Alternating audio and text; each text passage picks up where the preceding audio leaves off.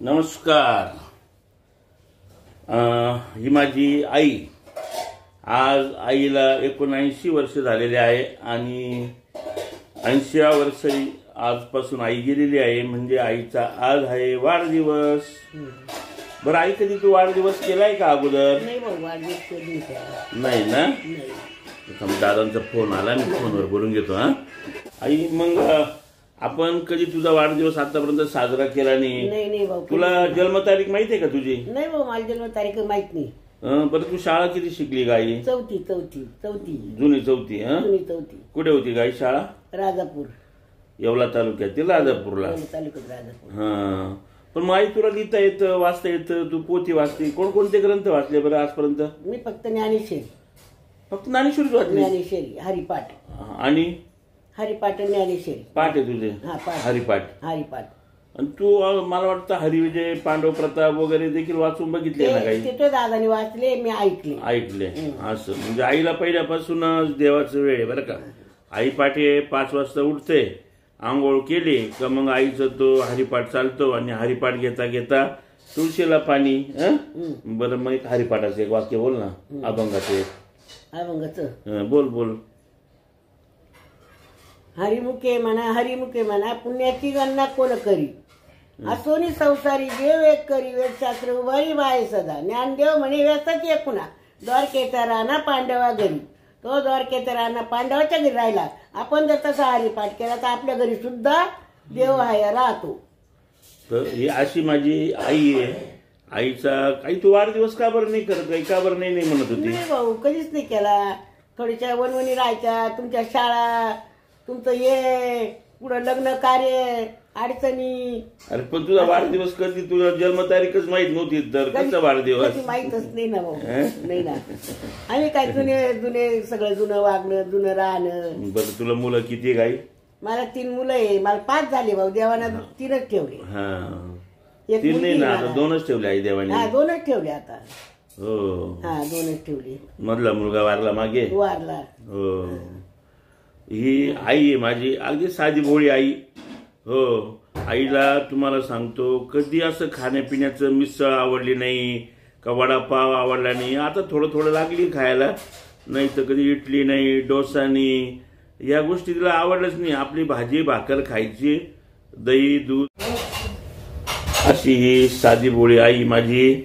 आणि आईचा आज वाढदिवस साजरा होतोय. गेल्या 7-8-10 वर्षापासून आईचे गुडघे खूप दुखत होते. अक्षरशः गुडघ्यापासून पाय वाकडे झालेले होते आणि त्यामुळे मग आता आम्ही 2 महिन्यापूर्वी आईचं ऑपरेशन केलं कास्तीवाला हॉस्पिटलला. आणि आई आज चांगली चालते, ठणठणीत. आई, तुझं लग्नाची काही स्टोरी सांग नाही. कसं लग्न जमलं तुझं? आमचं लग्न 2000 झालं. किती? 2000 रुपये? 2000 रुपये. कसं रात्रीचं लग्न, आगल्याची हळद, दुसऱ्या दिवशी मग वरड. मग काय स्वस्तही लागेल तेवढी होती भाऊ. एका गव्हाच्या 2 फोडी, खाणाऱ्याची खोडमोडी, गुळाचा शिरा, तरी तो खायचे लोक लागेल तेवढे. त्याच्या घरून परती घेऊन यायचे, तांब्या भरून पाण्याचं घेऊन यायचे पहिले लोक जुनं, आणि खायचे. आता तर पत्रावळ्या ताप, याच्यावर जेवण जरी दिलं तरी कोणी लवकर येणार नाही. एका मांडवात 2 लग्न? एका मांडवात 2 लग्न. दोघं बहिणीचे. हो. आई, मग वराड कसं आलं होतं? बैलगाड्या ना. हा ना. 7 बैलगाड्या शेळक्यांच्या, 7 बैलगाड्या दात्रकाच्या. हा का? मग बैलगाडीत वराड आला? बैलगाडीत वराड आला. आणि मग ते वराडाला किती वेळ जेवण दिलं?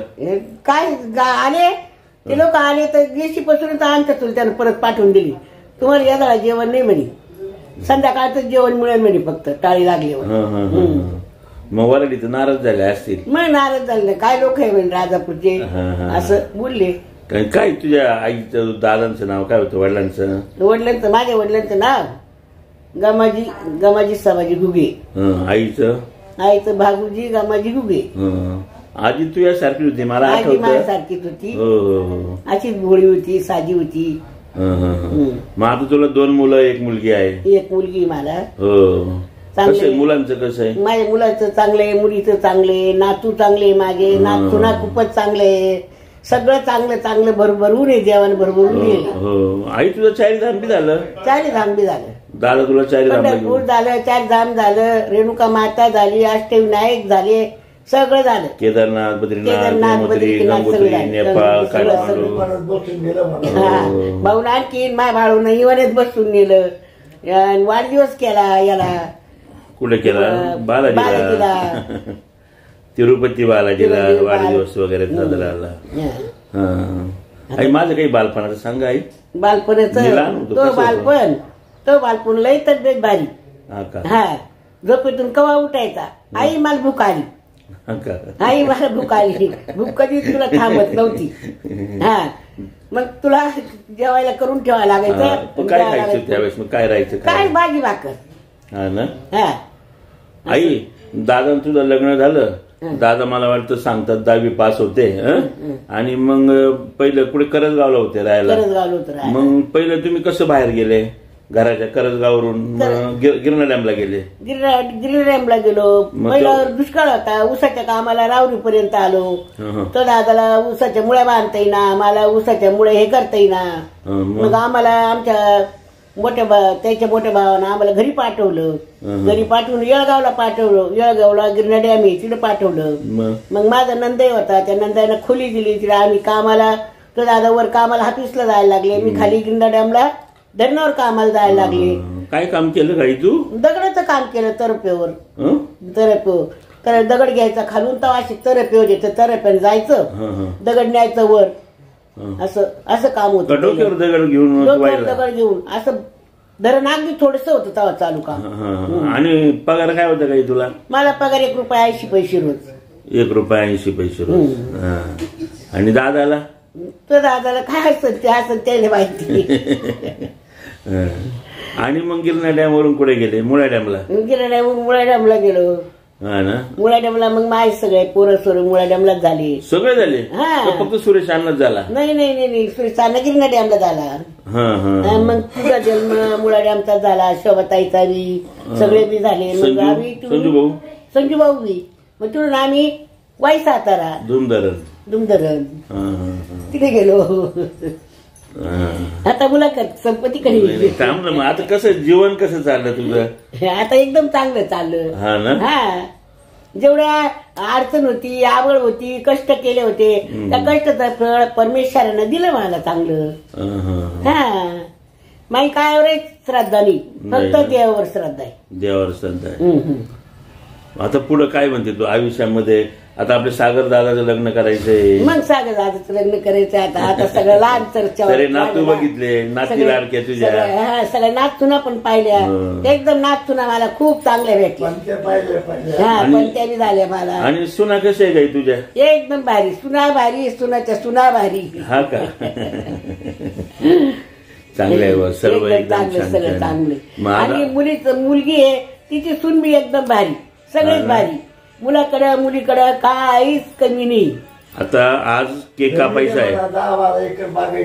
केक कापायचा आहे आज.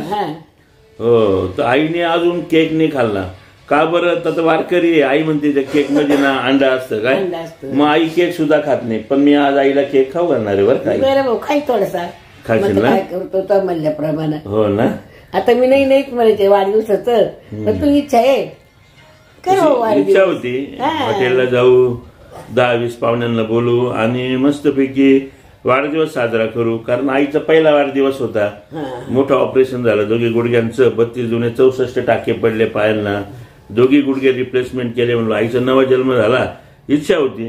पण आई म्हणते नाही मला वाढदिवसच करायचं नाही. म्हणलं चला आता घरात का होत नाही. हो मग घरगुती आज संध्याकाळी वाढदिवस आम्ही करणार आहोत. तर अशी साधी बोळी छान मजा. आई मस्त बघा कपाळाला कुकू. आता बोलते पण पदर बघा डोक्यावर. जी जुनी पिढी आहे ना, आता ही पुढे जाऊन ही जुनी पिढी पुढच्या येणाऱ्या 20-25 वर्षात दिसणार नाही. ही नवार लुगड्यावाली दिसणार नाही. फेट्यावाले बाबा दिसणार नाही. टोपीवाले बाबा दिसणार नाही. आता नवीन तरुण पिढी आलेली आहे आणि हे जुने विचारांचे आहेत सर्व. यांचे विचार जुळवून घ्यावा लागतात. आपण कुठे मोटरसायकलवर गेलं, कुठे गावाला गेलं, रात्री जर का उशीर झाला, जोपर्यंत आपण घरी येत नाही तोपर्यंत आईचा जीव लागतो, दादाचा जीव लागतो. यांना झोपा येत नाही आणि मग नको ते विचार डोक्यामध्ये येतात. एकदा मी आईला म्हणलो, आई आपल्याला उद्या सकाळी वणी गडावर जायचं आहे आपल्याला दर्शनाला. त्यावेळेस माझ्याकडे 800 होती.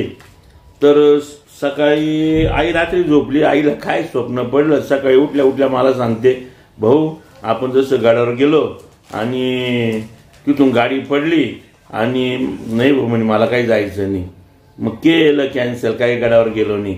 तर अशी माझी आई मनात जे येईल ते हे करणारी. दादाला कधीच स्वप्न पडता, स्वप्नात दादा कुस्ती खेळता, आईला नको ते स्वप्न पडतं छान छान. सकाळी ऐकले का खूप खूप हसू येतं. अशी छान छान आई. बस झालं म्हणते. चला आईला वाढदिवसाच्या खूप खूप शुभेच्छा. अशी छानशी मुलाखत. धन्यवाद. हो मी बंद करतो आता. हो चालेल. आवडली तर नक्कीच कळवा मला. हसवलं भाऊ पोटभर. हसवलं का? हा का? आई भूकाली. असे पोरं पाहिजे हसवलं. आई भूकाली काय म्हणायचं आई मी? भूकाली. छान छान. दुसरं काय नव्हतं बोलताय. आई हो भूकाली. ना. आई माझे थोडं कष्टाबद्दल सांग ना जरा. मी काय काय लय काम कष्ट केले. लय केलं. कष्ट 10वीला नापास झालो. 10वीला नापास झाला.